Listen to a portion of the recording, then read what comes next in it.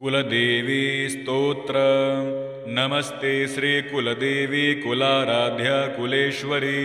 कुलसंरक्षणी माता कौलिक ज्ञान प्रकाशिनी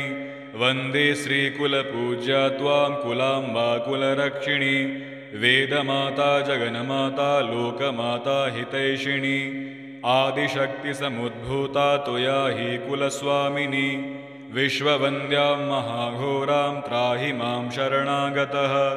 त्रैलोक्यहृदयं शोभे देवी त्वं परमेश्वरी भक्तानुग्रहकारिणी कुलदेवी नमोऽस्तुते महादेवप्रियङ्करी बालानां हितकारिणी कुलवृद्धिकरी माता त्राहि मां शरणागतं चिदग्निमण्डलसम्भूता राज्यवैभवकारिणी प्रकटितां सुरेशानि वन्दे त्वां कुलगौरवां त्वदीये कुले जातः त्वमेव शरणं गतः त्वद्वत्सलोऽहम् आद्ये त्वं रक्ष रक्षाधुना कुलाष्टकमिदं पुण्यं नित्यं यः सुकृती पठेत् तस्य वृद्धिः कुले जातः प्रसन्ना कुलेश्वरी कुलदेवी स्तोत्रमिदं सुपुण्यं ललितं तथा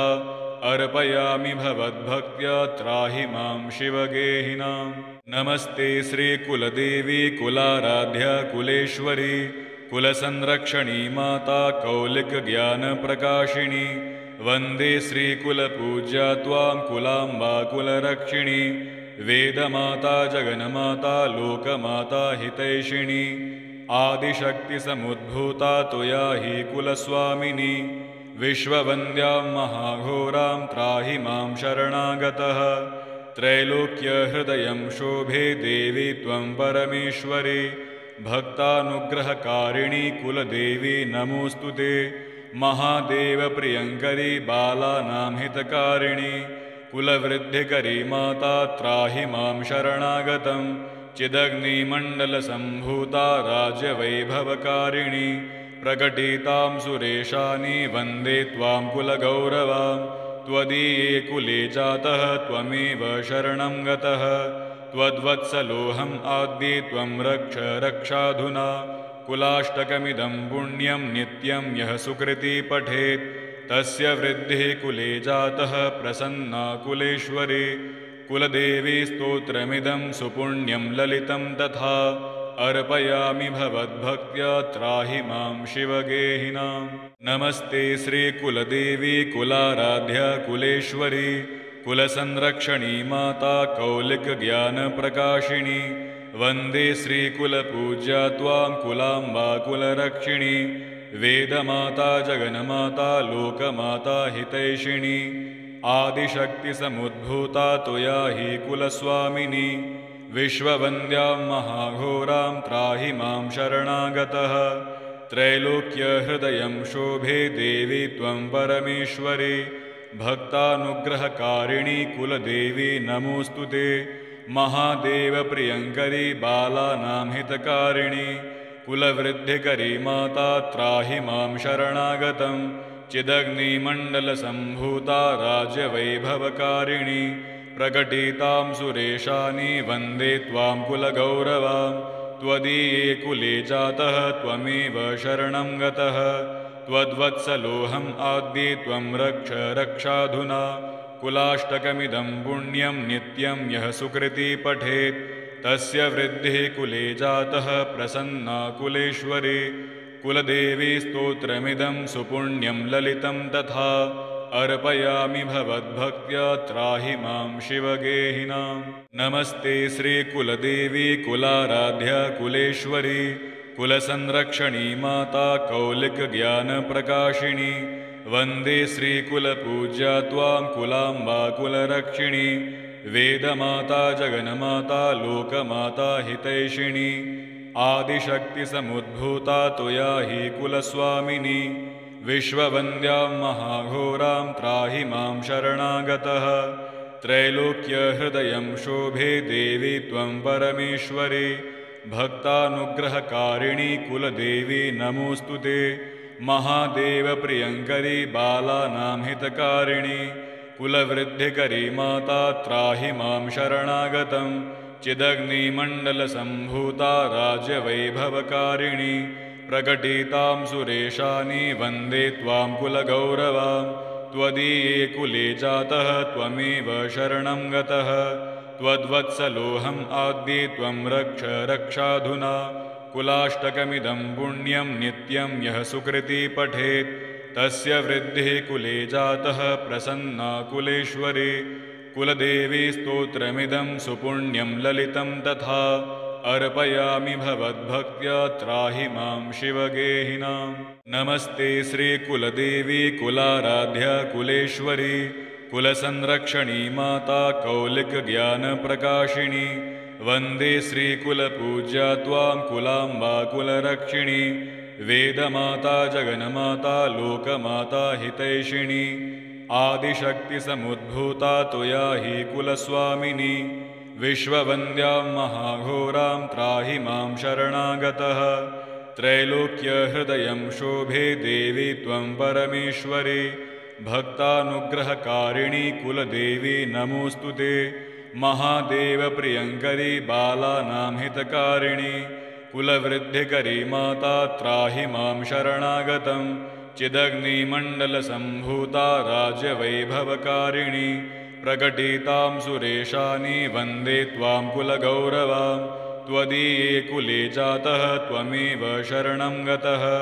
त्वद्वत्सलोऽहम् आद्ये त्वं रक्ष रक्षाधुना कुलाष्टकमिदं पुण्यं नित्यं यः सुकृती पठेत् तस्य वृद्धिः कुले जातः प्रसन्ना कुलेश्वरी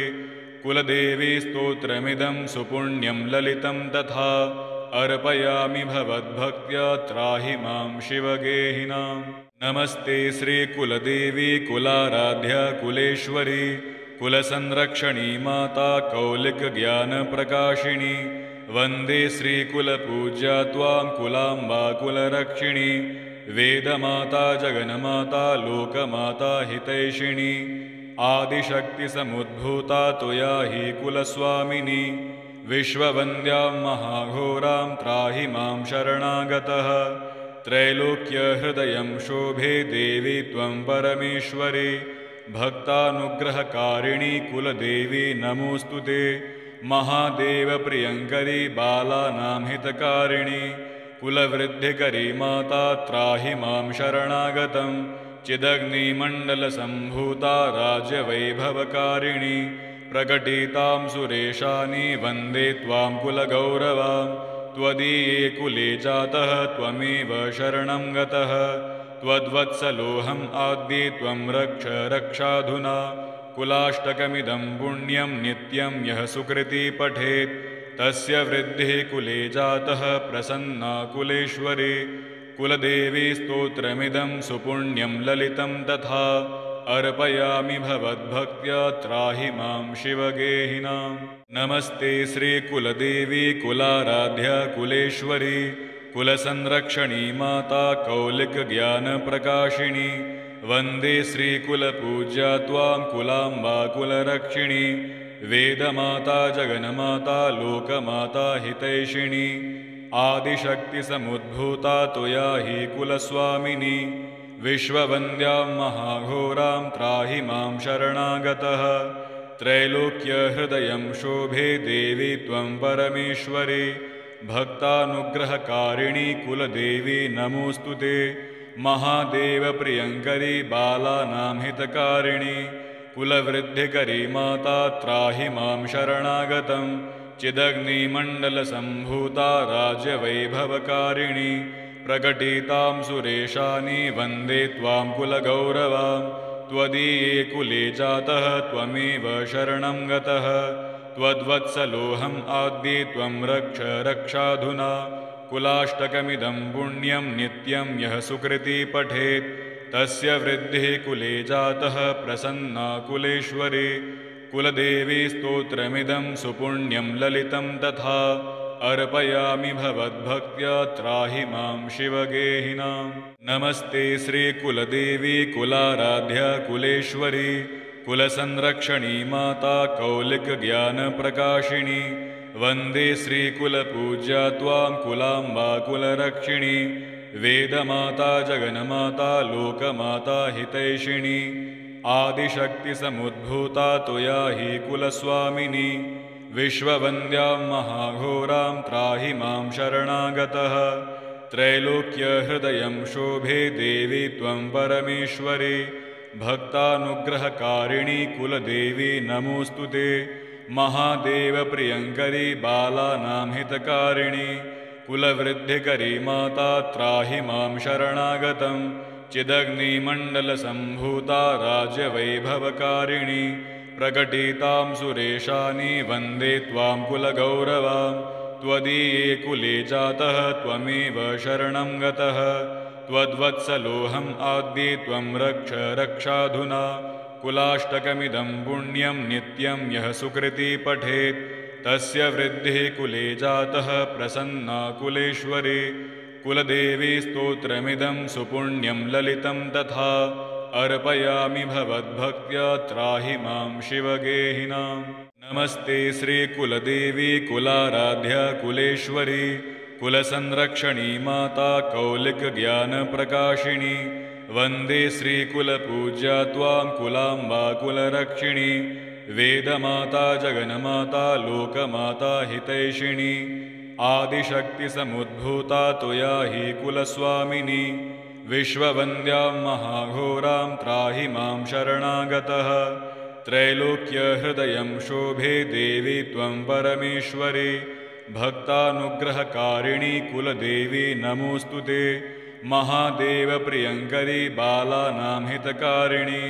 कुलवृद्धिकरी माता त्राहि मां शरणागतं चिदग्निमण्डलसम्भूता राज्यवैभवकारिणी प्रकटितां सुरेशानि वन्दे त्वां कुलगौरवां त्वदीये कुले जातः त्वमेव शरणं गतः त्वद्वत्सलोऽहम् आद्ये त्वं रक्ष रक्षाधुना कुलाष्टकमिदं पुण्यं नित्यं यः सुकृती पठेत् तस्य वृद्धिः कुले जातः प्रसन्ना कुलेश्वरी कुलदेवी स्तोत्रमिदं सुपुण्यं ललितं तथा अर्पयामि भवद्भक्त्या त्राहि मां शिवगेहिनां नमस्ते श्रीकुलदेवी कुलाराध्या कुलेश्वरी कुलसंरक्षणी माता कौलिकज्ञानप्रकाशिनी वन्दे श्रीकुलपूज्या त्वां कुलाम्बा कुलरक्षिणी वेदमाता जगन्माता लोकमाता हितैषिणी आदिशक्तिसमुद्भूता त्वया हि कुलस्वामिनी विश्ववन्द्यां महाघोरां त्राहि मां शरणागतः त्रैलोक्यहृदयं शोभे देवी त्वं परमेश्वरी भक्तानुग्रहकारिणी कुलदेवी नमोऽस्तु ते महादेवप्रियङ्करी बालानां हितकारिणी कुलवृद्धिकरी माता त्राहि मां शरणागतं चिदग्निमण्डलसम्भूता राज्यवैभवकारिणी प्रकटितां सुरेशानि वन्दे त्वां कुलगौरवां त्वदीये कुले जातः त्वमेव शरणं गतः त्वद्वत्सलोऽहम् आद्ये त्वं रक्ष रक्षाधुना कुलाष्टकमिदं पुण्यं नित्यं यः सुकृती पठेत् तस्य वृद्धिः कुले जातः प्रसन्ना कुलेश्वरी कुलदेवी स्तोत्रमिदं सुपुण्यं ललितं तथा अर्पयामि भवद्भक्त्या त्राहि मां शिवगेहिनां नमस्ते श्रीकुलदेवी कुलाराध्या कुलेश्वरी कुलसंरक्षणी माता कौलिकज्ञानप्रकाशिनी वन्दे श्रीकुलपूज्या त्वां कुलाम्बा कुलरक्षिणी वेदमाता जगन्माता लोकमाता हितैषिणी आदिशक्तिसमुद्भूता त्वया हि कुलस्वामिनी विश्ववन्द्यां महाघोरां त्राहि मां शरणागतः त्रैलोक्यहृदयं शोभे देवी त्वं परमेश्वरी भक्तानुग्रहकारिणी कुलदेवी नमोऽस्तु ते महादेवप्रियङ्करी बालानां हितकारिणी कुलवृद्धिकरी माता त्राहि मां शरणागतं चिदग्निमण्डलसम्भूता राज्यवैभवकारिणी प्रकटितां सुरेशानि वन्दे त्वां कुलगौरवां त्वदीये कुले जातः त्वमेव शरणं गतः त्वद्वत्सलोऽहम् आद्ये त्वं रक्ष रक्षाधुना कुलाष्टकमिदं पुण्यं नित्यं यः सुकृती पठेत् तस्य वृद्धिः कुले जातः प्रसन्ना कुलेश्वरी कुलदेवी स्तोत्रमिदं सुपुण्यं ललितं तथा अर्पयामि भवद्भक्त्या त्राहि मां शिवगेहिनां नमस्ते श्रीकुलदेवी कुलाराध्या कुलेश्वरी कुलसंरक्षणी माता कौलिकज्ञानप्रकाशिनी वन्दे श्रीकुलपूज्या त्वां कुलाम्बा कुलरक्षिणी वेदमाता जगन्माता लोकमाता हितैषिणी आदिशक्तिसमुद्भूता त्वया हि कुलस्वामिनी विश्ववन्द्यां महाघोरां त्राहि मां शरणागतः त्रैलोक्यहृदयं शोभे देवी त्वं परमेश्वरी भक्तानुग्रहकारिणी कुलदेवी नमोऽस्तु ते महादेवप्रियङ्करी बालानां हितकारिणी कुलवृद्धिकरी माता त्राहि मां शरणागतं